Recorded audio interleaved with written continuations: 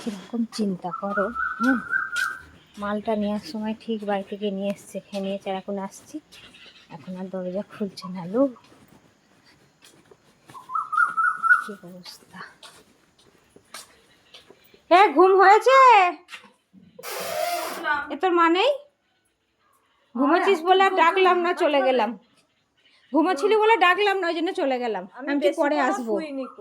হ্যাঁ, বুঝতে পেরেছি, বুঝতে পেরেছি। তুই আমার টাকাটা বাবা দিয়ে দে, তোর আমি দোরগোড়াতেও আসবো না। আমার টাকাটা দিয়ে দে, আমি নাহলে ডাকবো না কেন রে? কবে কারের টাকা ডাকবো না, চাইবো না? তুই একবার দরজাটা অন্তত খোল দিদি।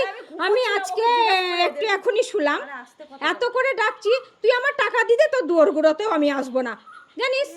আমি টাকাটা পাই বলে ওই জন্য আসছি কুত্তার মতো।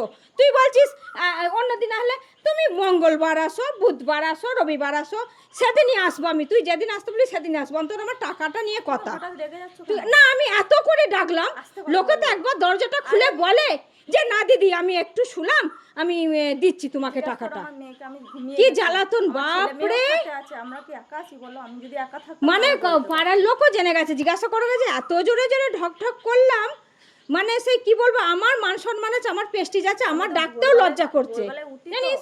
আমার ডাকতে লজ্জা করছে যে এত জোরে জোরে ডাকবো, লোকে শুনলে কি বলবে। আর তোর কোনো ইয়েই নেই, ডাকছি মানে ডাকছি, এত করে ডাকছি, কোনো ইয়ে নেই কো।